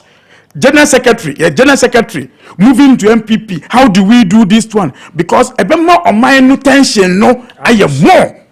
In fact, that day, anybody who was at the Supreme Court, that day don't make us know. I'm more casa ever around, thinking say they will put Sir John into custody. What will happen? You can't imagine. In fact, what even really happened? When say man no, you charge no ska. Only mama won't ska no. On record, NDC MPP contributed and paid. I say NDC MPP just to make the thing look say bonnet. Okay. You understand? And with 2020, Ufi said the justices of the Supreme Court, they did not do justice because it was on the face of evidence, and evidence is the game. But yeah, and Jane Mensah by law also had that right to either be in the dock or not. And then someone NDC Chrokoye and almost saying Onia Simbia Kaba court now showing some NDC deba any no move by law. She was not wrong. You see, I'm saying say law always can't be right. We can have a bad law. We can have a bad law. But I'm saying that beyond law, we should also look at the country. It's okay. When I'm running you, Omanhene, I do entire you with you. Now, obi remember when you aircon. Ultimate so way, as some way on last some mu. But the person can to say Wakebi. Yeah. At least only to bring Tiwasem. Only said, at times, even in our local setup, we never end up of a quarrel. So penina kwada kwa na see where you penin ti menkasa And that is why our conflict doesn't end in our local areas. Because I was not given the opportunity to express myself. And okay, my this are because but now I think that I believe that Supreme Court 2020 Amwa my Ghana. Na just say Jane Mensa no and Anna Bibia Jinaso. At now thing. And intino Senko be Jina Adaka ni mua. And come back to me busa 1 million printed a year. No busa Sanya Mani. After we are by Niama Nama Trosem Bubusa no now 1 million income. And I make I say because in the court no so as say you can't do ambush. You can't ambush the defendant or the plaintiff's lawyers. Adie bia opese o kan ho asem no. It should be in the known. Almost good. Eniema na ma trose mbebusa no nyina no. Na 1 million ballot issue ni over voting and come. Oh man, me say ambush it's part of our law. Say ambush when it comes to cases. Today it's not allowed. Me say you can't ambush your opponent. Me say even any type of opponent. But to him say in the cross examination of Dr. Farijan, okay, he was asked a question to make it to look relevant to the case. So Farijan, why only Akufo-Addo what is saying? Say any case anymore. What say why me madam for me schoolmate roommate? And I say does it mean say in put me anyway so what be asem why no open asem? What say if you obeka say say me say me tie asem na obisa no me answer based on no nya law na ka meka say de me no eben but me ye adwuma no say na ete. Okay.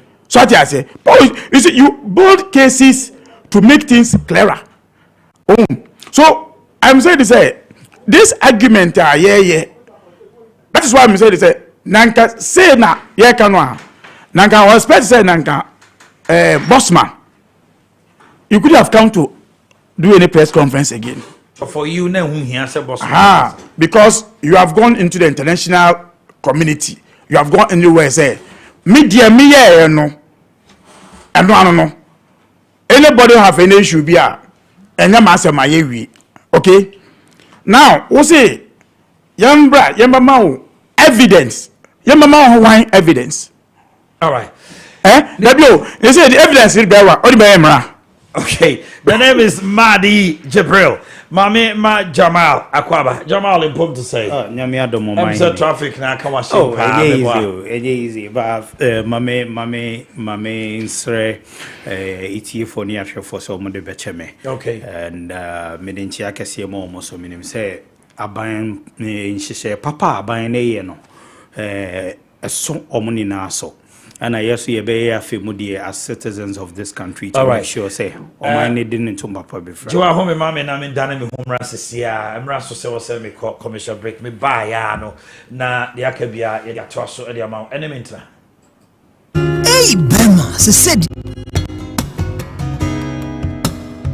so what about what your papa be na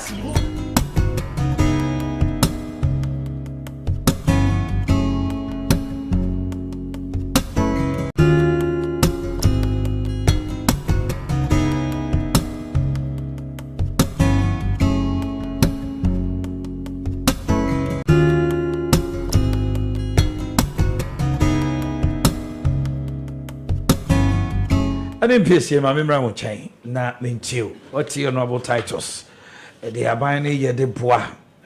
Is it enough? At the end of the day, your government has been bashing, say unemployment. Mabrunya Jumanya, Mammy Joe.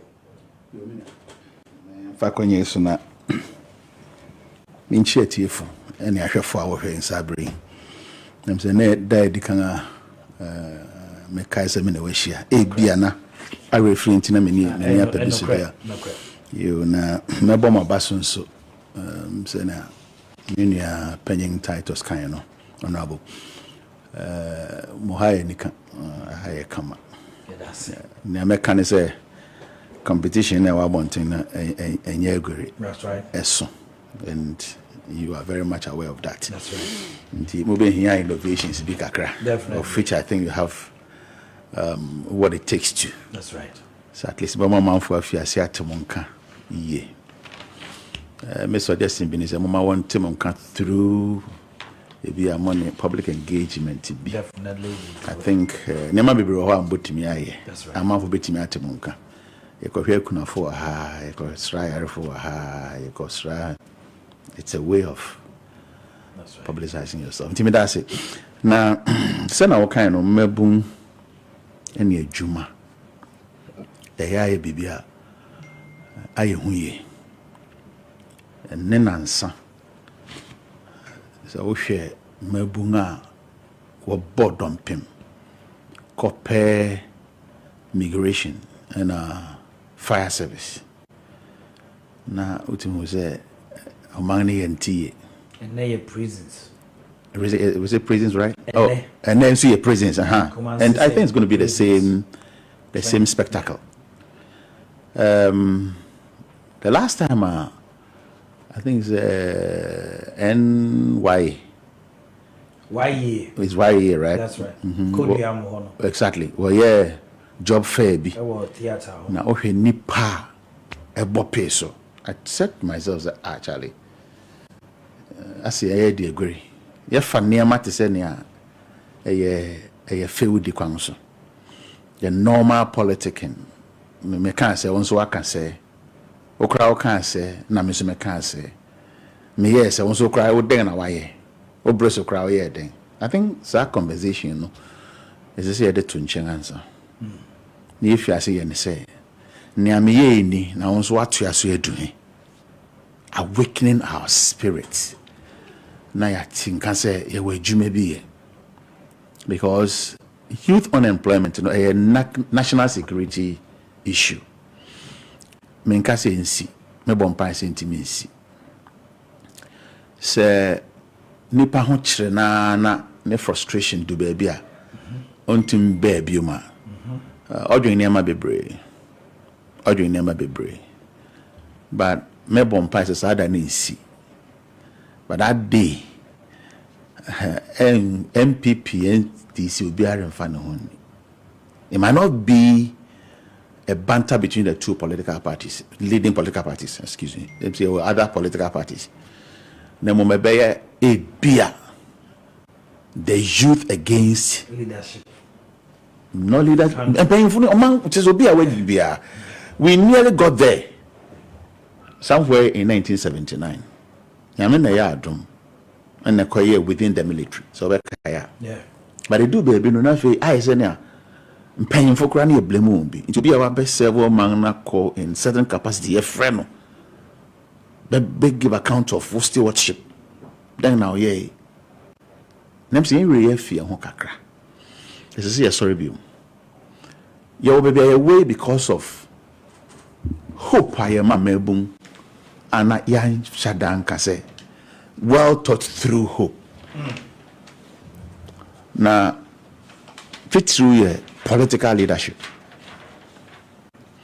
So, many be able to point a Niama Bakuye being an IBS. A Juma, so betting a creative Juma, I'm a melboom. A be agriculture. A vast. You bet me create jobs be brave agriculture, production, processing, and whatever. Her hands are even here. Oh, so you're going to say be a processing. You be necessary can free you massen. You will never be a who decaninya. Affordable energy. Energy, no, near one availability, near one affordability. Because a neno say free Juma 7 year can there. And Dinga never form because one major competitor send a goose a cane a China. Now China asset to credit, interest rate ya. China hono, young family say be a caneabo utility, nebo ya. As compared to India, why? Me, we are Sanko Cambo, near Noako, she has a good digwambo. A bit my years, men can't find well, but sometimes we fight Chinese wax print. Now they compare local one now, for no difference. Minti Hinana or says or Tony and the boy things on penny a full. wahu nti yekoka ni nyina ba besi aban ponano yekoka besi aban ponano meka say MPP aban yi nyankopon ye na dompa say propaganda and I say finding a way to demonize abanga odi w'anim na anka Ghana yakwenye ni bebre. How? Fantastic. Because energy as I'm making between 2015 bepem na me notiwe in Kumasi and who experienced nipa manful p bet na with him would bet me a distinguish between Nkontompo and it will be a okay keke just to incite people and not just to mislead the public. So ye kase enya kundwa otena so ne ye kase wo bra bet na ha menim say asem we die anka wo be digest no kama ama etifu ni na ehu say nsem bi sei no ye ma kwanya ana say ensem fata say be free panyi bi enu say free bi ba fine but inkophobia sebe anka che say omo exhibit certain attitudes and character and just as ansem we be free omanum to say owo na maka say we amade ni akokot ye kokot a me mabo kwedu say we amade no na maka say wo mom bram be chire mu ade a we fi me ho what be that maybe say what be that mabo kwedu a me de wakokot a ye say me beka niema me fi say we fi me dem no me nka na maka che say wo mom bra be chire mu niema wo afa fi me dem abra onim say wo mfa fi me dem ye. You see, the NDC have been making those allegations just to resurrect the dead goats. Because Bibia say in the political friends and history of this country. But Niama it is or ye as a statesman onye ni greed ni desperation for power inti onam ena tono ni kasakasa o kikansem sema ensem fata a enim ne pedigree and the caliber ensem fata. We should be bold enough. I heard Madi saying say etesa omo esefata sa omo ka nsema enye sanzo na esefata say yeah Ghana for yetie nsema mo ka no na enya yeso yetimi ka chemo nsema mo ka no sebe mumfa ni die ni obuo emma Ghana for this whole electoral process yes started here. Ye babe registration ko mo se omo mpene ma ye nye registration ma de ne Crawford bet na studios bi de omo sabo omo bo ka say registration ne baso a ye nye omo say ni omo say e people can tell me na so omo mpene ma registration ne baso na me chade oman no enye ba kufu bi de nti nya me pemu nti ne ma koso yi registration ne koso cool and mobia eboso tony obia so witness how it was free, fair and transparent. Aside registration the processes na ye elections na was free, fair and transparent. Madi is sitting here making claims just like how the former presidential candidate and making claims say amount for a printy extra sheet and say. First of all, say everyone is a studio ha Kessben studio ha and a nipa ba beto aba. Say nipa 10 and a work Kessben studio ha ye koko print ballot bossa ye print ballot papers. Sorry, thanks. Ye print 10. So nimsa. You have an extra 5%. Thank you. Ye print 10 say no no. Ujitum say ye print 10. That's right. It's unsaid near maybe betting SEC. Be betting me say, a be a tiani antini year, and one sempi inti ye ma extra. Now, ya koko printed ballot boss. Party representative bia ewo ho. You have the NDC rep with a backup rep. You have the MPP rep with a backup rep. You have the PPP and all political parties who are eligible to contest the elections had representative at every processes of the Electoral Commission. Yankoye no kukuomo. Inti niyama ankoye biyano. Parties ni nejitu mu eno mo fa inhihye ya omo de besiesi. Se siya ha ya to abewie. Wako court when the mianko capture court say oh me wo evidence bi wo ho and me wo dance bi wo a ekire say yet printing ballot papers over 1 million na sa ballot papers na ye printing over 1 million no ebi ye the man na Akufo-Addo. There was no evidence of that sort. Almost Jemen Summit na doc no wonti na omanya kwabisa no.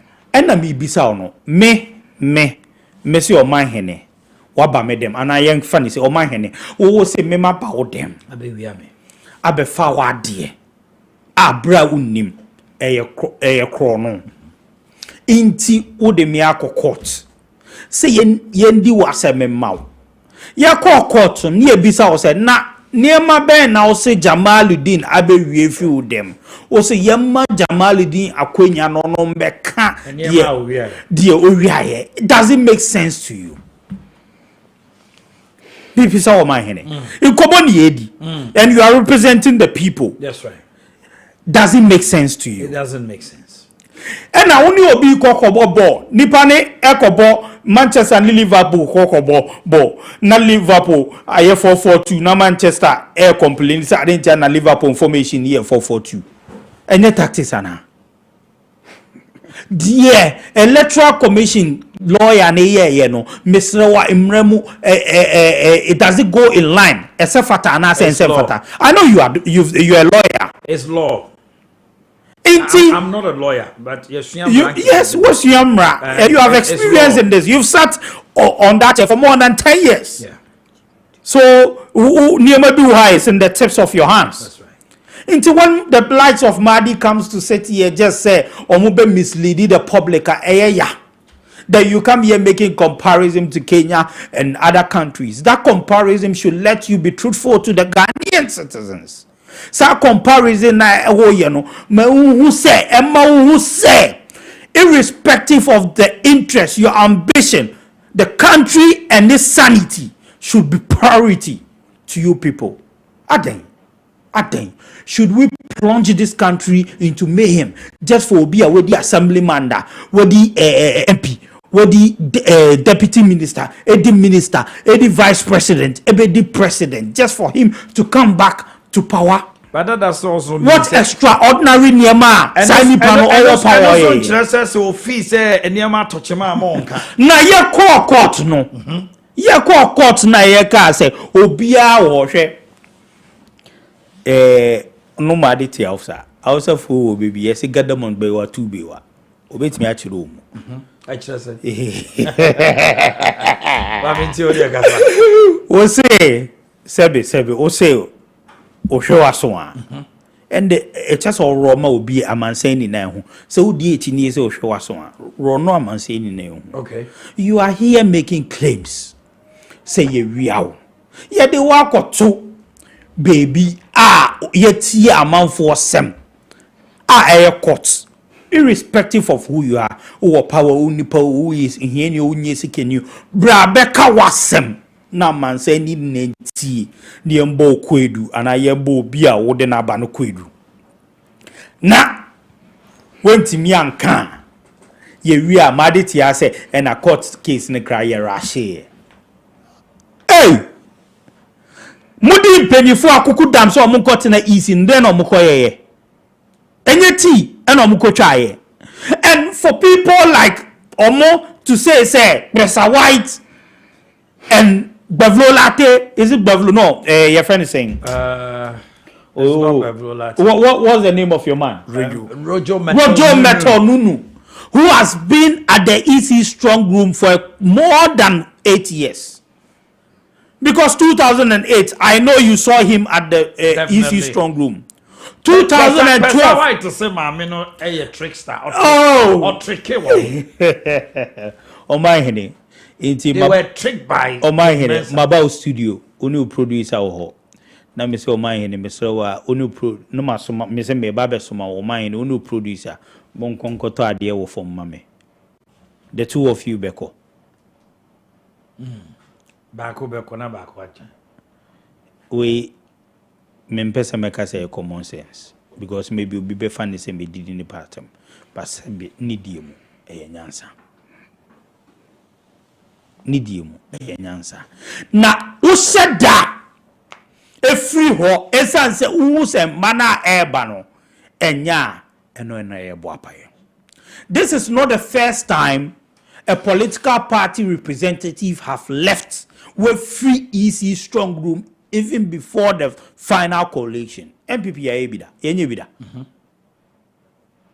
Yeah, over say because na ya suma yesi yenko fa charge bimbra wo kemu ana yenko yesi. Yesi ya suma say oni jomama enko kasa. And jomama oni phone. Oni phone kra madi any phone. Samadi ni phone kra untimi nkase unfro bi nkase o de rush na kofie na John wo na ka chen se me pese me ne kasa wo phone so. Intiende se me free sawom na aba na me pese me de nkra ana wo free Kumasi aba na pese o de nkra enku Kumasi studio na waso as a producer faka or circle VIP or whatever ne ko your friend say Kumasi ne fan nkra ne ko. Does it make sense to you? When people are making reckless statements like what the former president did, we should be bold enough to tell him, Mr. Former President, you are supposed to live your life as a statesman. Look at the likes of Goodluck Jonathan. Share to me, and yes, now me person mo to me or be mau. So Jeffrey was him so who say ye GF won say. Net ne baby. And young kwana uye nyanse ni wo NDC mo. And anya unkwana uye nyanse ni wo Ghana ni na se wo wendi Ghana ntimi nkosi. Sabe, ubedi sukrano impuntu njuma be na utimi de bae. Ubedi so no den na uye ya yenye bida ana yenhu bida. These are the questions we should be bold enough to ask them. And we should call, because sometimes I understand the likes of Madi might not be in their, in their, I don't want to use any respectfully. Don't use any word that is. But they might not be in the senses to see things clearly. Why? Because sometimes, near my fire, yes, the euphoria, the peer influence, the atmosphere, the society you find yourself, it may influence certain decisions. But now, then people wake you up from that dream. Among for nyaneo from sa Diana or Suna Timosa. So I know the likes of Madi. One day when they sit down and reflect, or say, why have we made one person to take ransom of the party?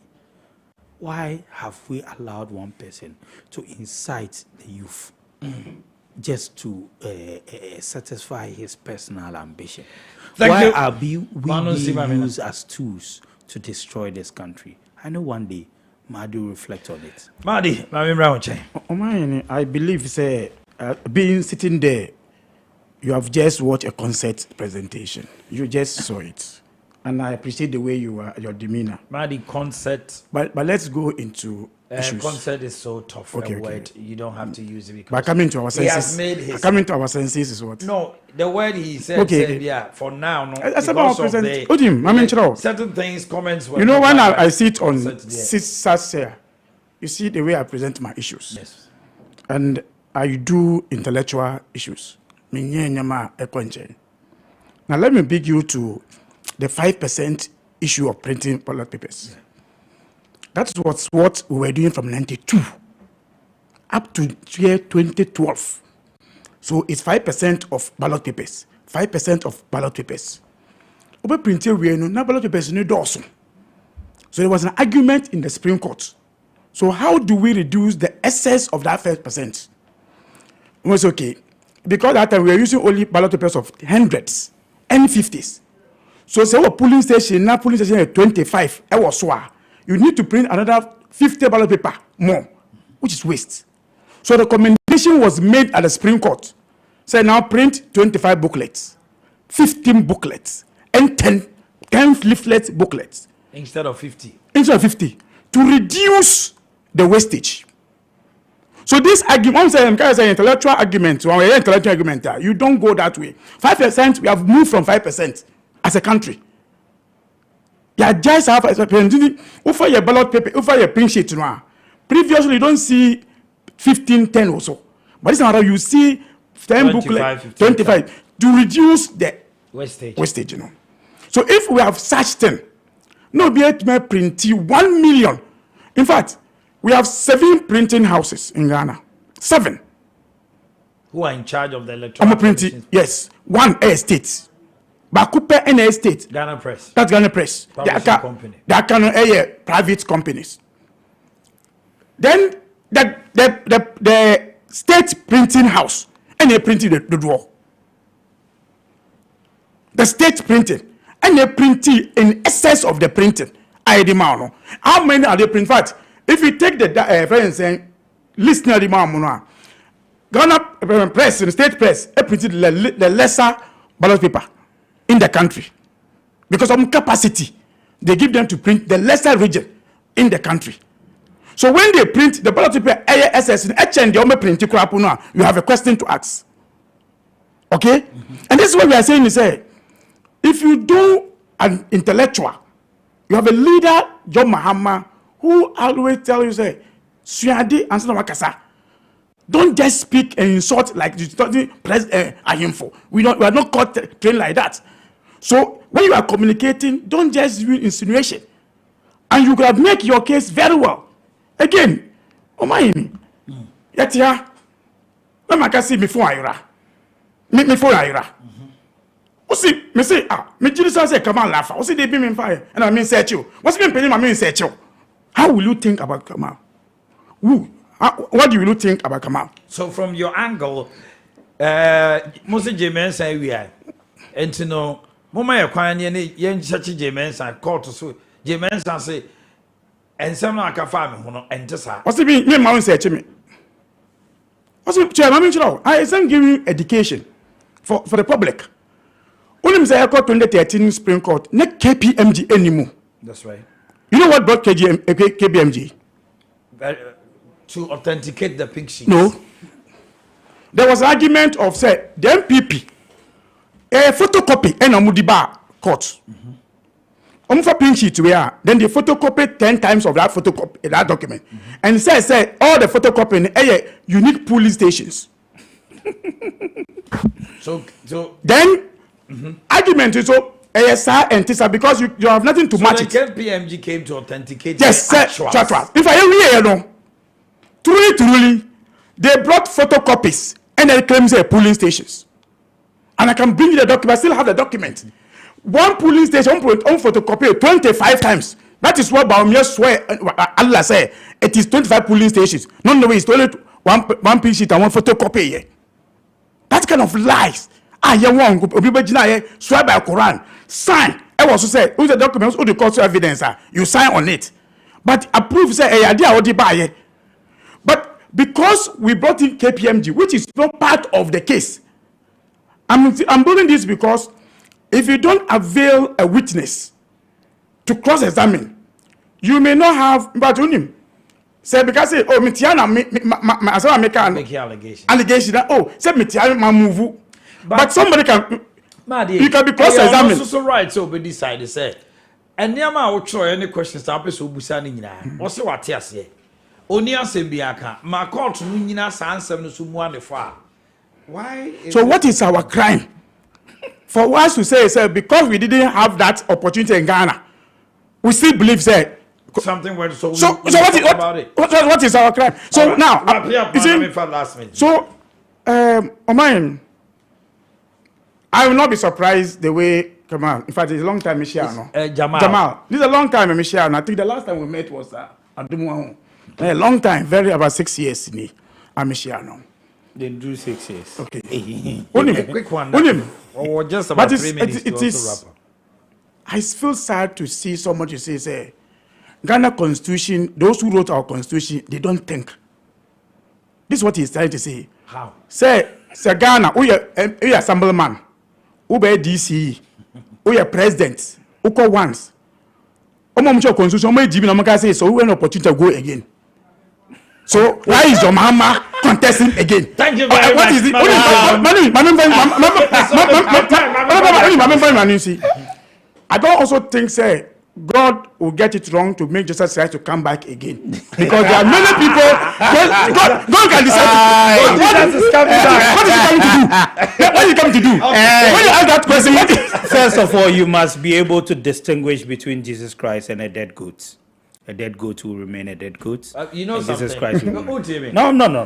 It's not part of my 3 minutes. The former president has even said that now he's moved out of that word. Or dead goat. What can't Ghana?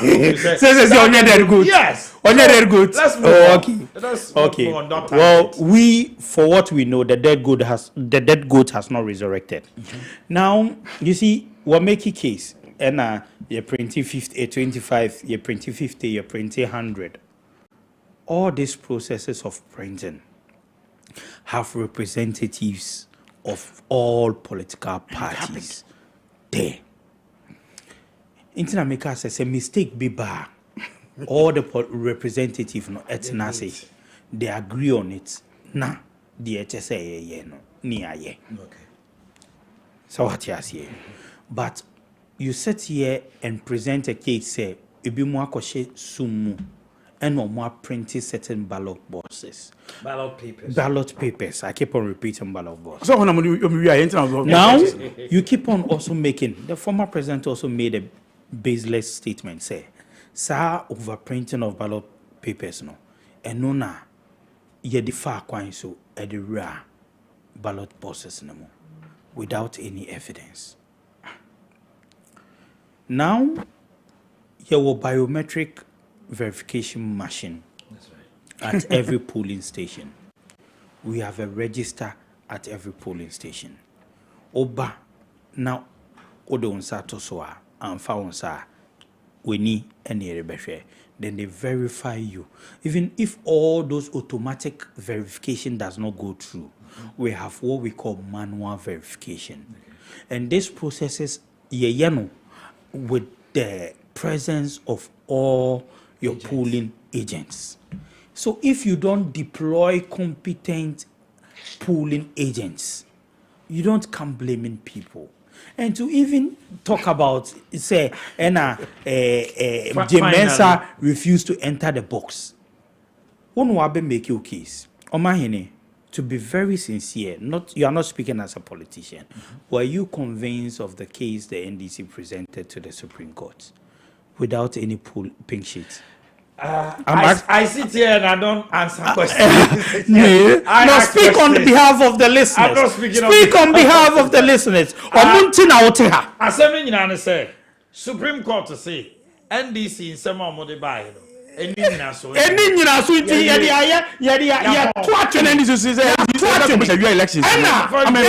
is the end of the show.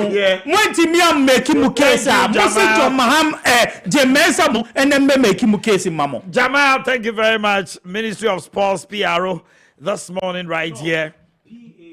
PA to the Minister for Youth and Sport, personal assistant, and a member of the communication team, and Madi Jibril, former deputy national organizer, also fighting back to become the national organizer of the NDC. I was your former in your mind, Yodubachi, on behalf of the chief executive producer, Brighton Chi, and all the guys. We say thank you for staying with us. We go for a quick commercial break.